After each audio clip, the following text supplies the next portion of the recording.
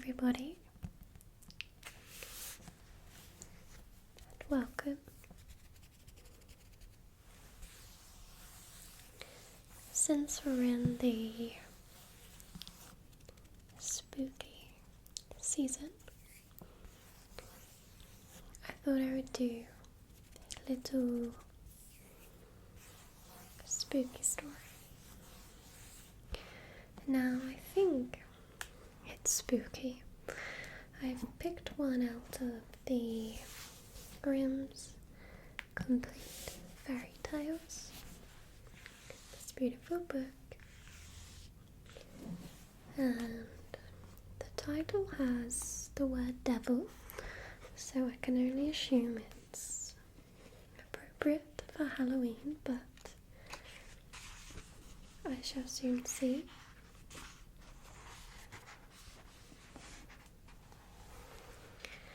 So,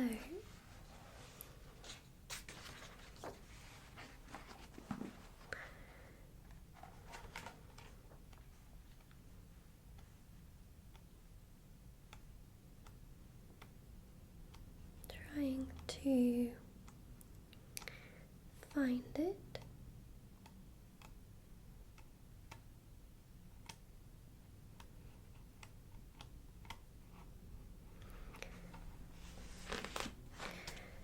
I have it here. So this is called The Devil and His Grandmother. I have no idea what this story is about, but I'm going to give it a read. So sit back, try and relax, and enjoy the little story. There was a great war, and the king had many soldiers, but gave them small pay, so small they could not live upon it. So 3 of them agreed among themselves to desert.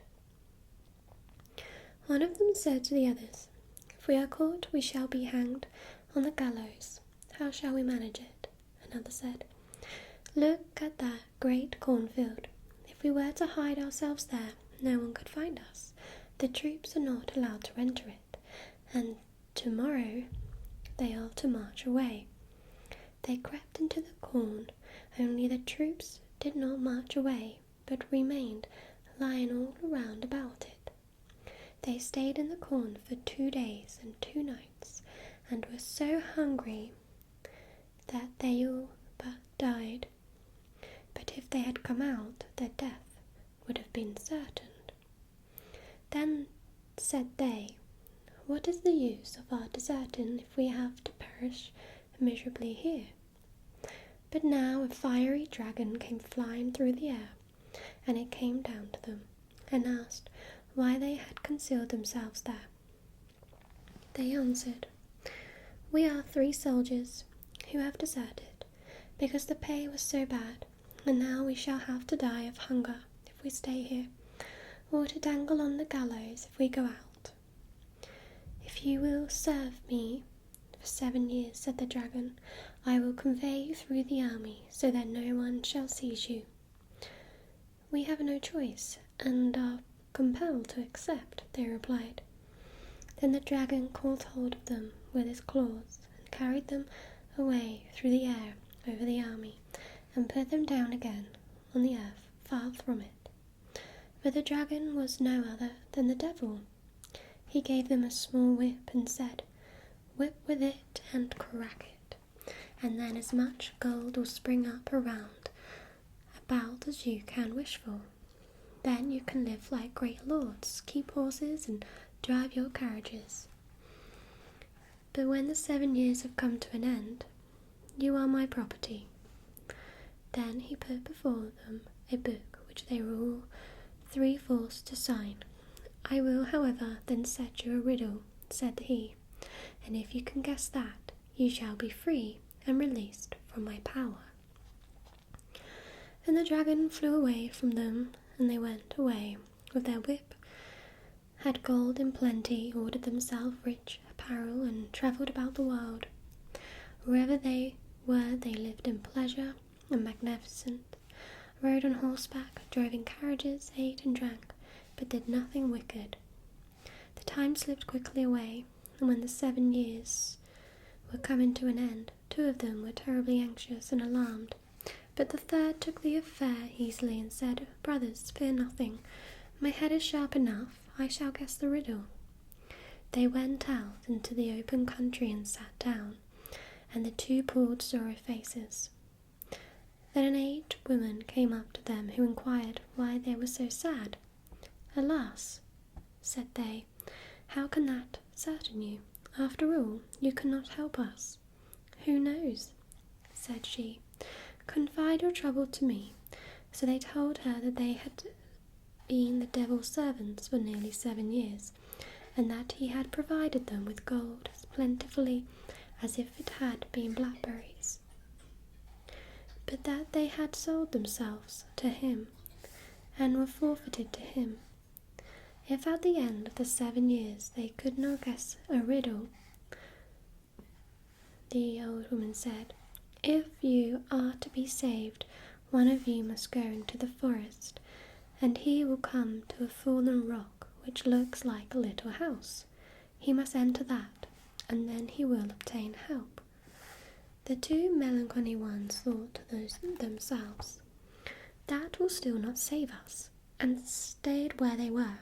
But the third, the merry one, got up and walked on into the forest until he found the rock house.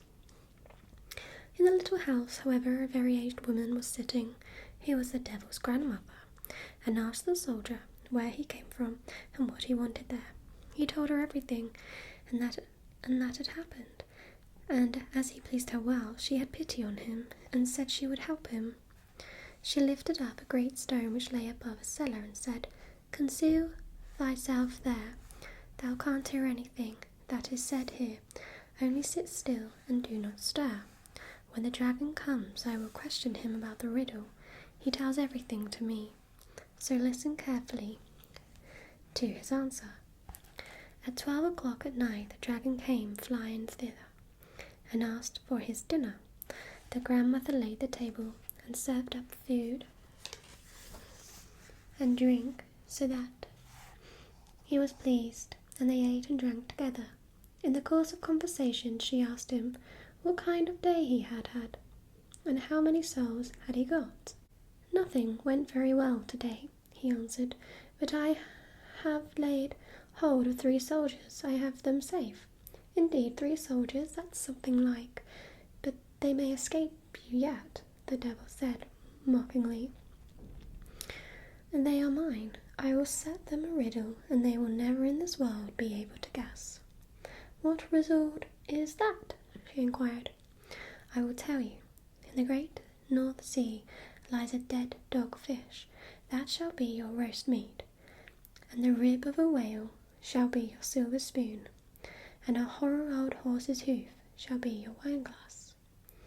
When the devil had gone to bed, the old grandmother raised up the stone and let out the soldier. "Hast thou paid particular attention to everything?" "Yes," said he, "I know enough, and will contrive to save myself." Then he had to go back another way through the window, secretly, with all speed, to his companions. He told them how the devil had been overreached by the old grandmother, and how he had learned the answer to the riddle from him. Then they were all joyous and of good cheer, and took the whip and whipped so much gold for themselves that it ran all over the ground. When the 7 years had finally gone by, the devil came with the book, showed the signatures, and said, "I will take you with me to hell. There you shall have a meal. If you can guess what kind of roast meat you will have to eat, you shall be free and released from your bargain, and may keep the dog whip as well." Then the first soldier began and said, "In the great North Sea lies a dead dog-fish, that no doubt is the roast meat." The devil was so angry and began to mutter, and asked the second, "But what will be your spoon?" "The rib of a whale. That is to be our silver spoon." The devil made a weary face, again growled, and said to the first, "And do you also know what your wine-glass is to be?" "An old horse's hoof is to be our wine-glass." Then the devil flew away with a loud cry, and had no more power over them. But the three kept the whip, whipped as much money for themselves with it as they wanted, and lived happily to their end. So that was the devil and the grandmother, I believe. Hope you enjoyed that little story. There's so many stories in this book. If there's any that you do want me to read, please let me know in the comments. I love this book. Take care. Bye-bye.